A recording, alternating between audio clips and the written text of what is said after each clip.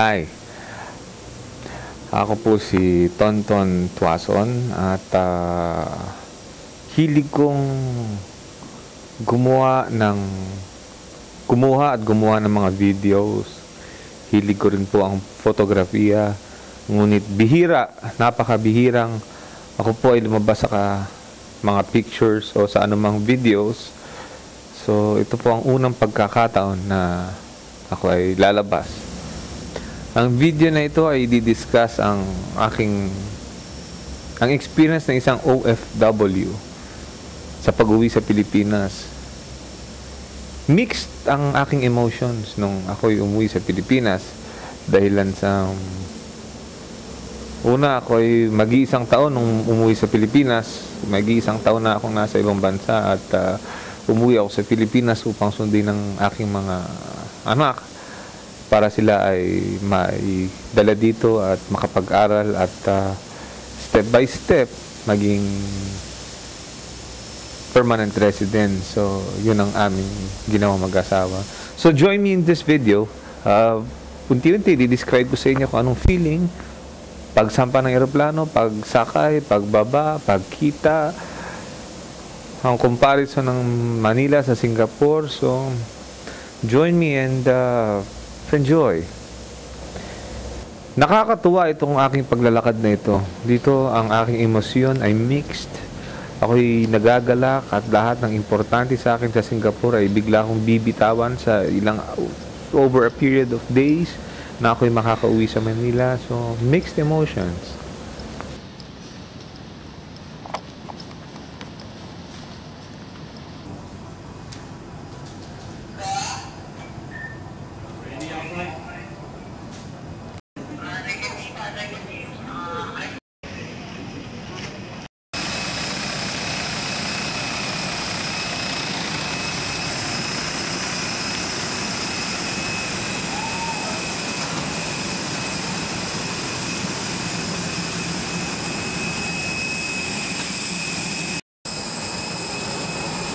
Aking tiningnan na ang bawat yapak, ang bawat sandali bago ako'y makasakay ng eroplano. Tiningnan ko ang eroplano, kinuhaan ko ang eroplano.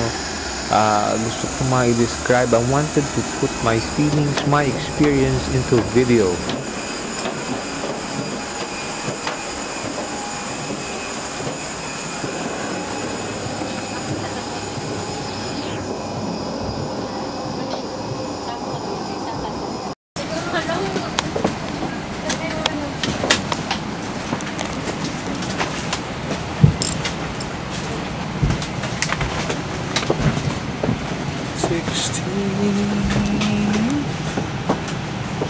In compliance with Civil Aviation Regulations, cellular phones are prohibited for use once you board the aircraft.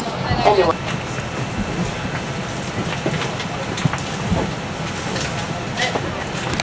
para po sa mga pasahero.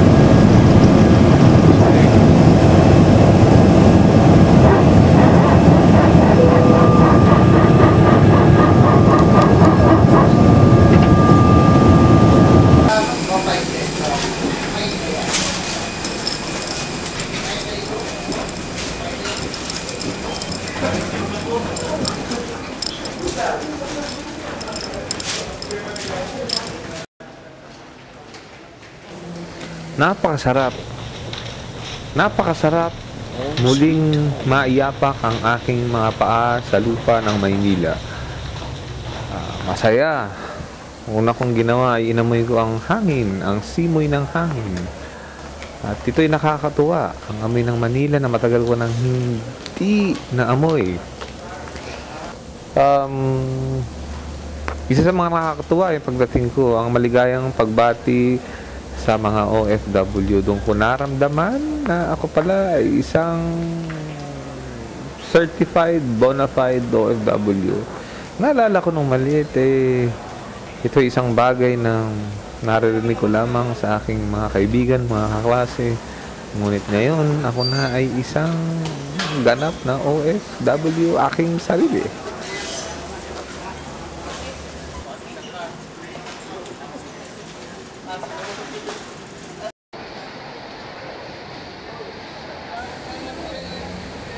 Paglabas ko ng airport, dito nakapila ang mga taxi.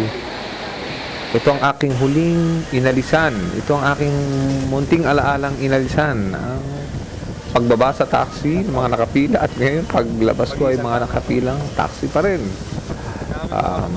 Una kong ginawa ay binaba ko ang bintana ng taxi sa aking pagsakay. Ako'y dumating ng mga bandang alas 6 o alas ng umaga. Inamoy ko ang hangin ng Manila at bumungad sa akin ang maligayang pagbati ng OFW sa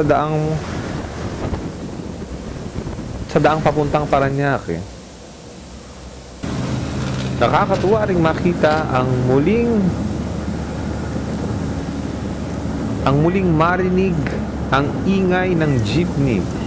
Ito ay aking isang taong hindi narinig. So nakakatuwa. Doon ko rin nakita na naman ang usok ng Manila. Naamoy ang usok ng Manila. Nakita at naamoy ang usok ng Manila. Dito ko rin muling nakita ang mga laganap na basura sa Manila. Ang kahirapan sa Manila na aking nakita sa pamamagitan ng mga shanties, mga kubo. Natutuwa ako at muli ko ring nakita ang mall na tinatawag na Market. Kami at ang aking pamilya ay laman ito nung kami nasa Manila pa.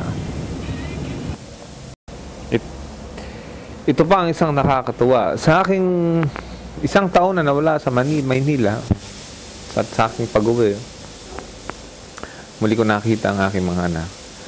Natutuwa ako nung tinignan ko sa mata ang aking mga anak, si Sofia at si Suyen, dahilan sa para akong ibang tao sa kanila. So kung paano ko sila minamasdan at tinitingnan kung ano ng mga pagbabago sa kanila, ganun din ang kanilang pagtingin sa akin. So nakakagulat lang, at sa loob pala ng isang taon, you just miss a lot. As a father, you miss a lot. Okay. Kailan kayo ulit magkikita? Summer. Your credentials are very good. Excellent grades. Remarkable athletic.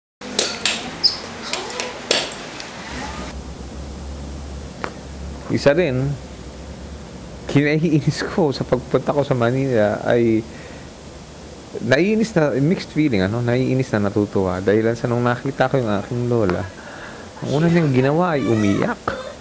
Yung pa naman ang aking iniiwasan, yun ang ayaw na ayaw ko, yung may iiyak sa lungkot o sa tuwa. Anyway, doon ako nagsimulang dapuan ng lungkot sa aking pagyapak sa Manila. So nakakatuwa. These footages are one of our last moments in Manila before we initially left. Kiss Lola, go.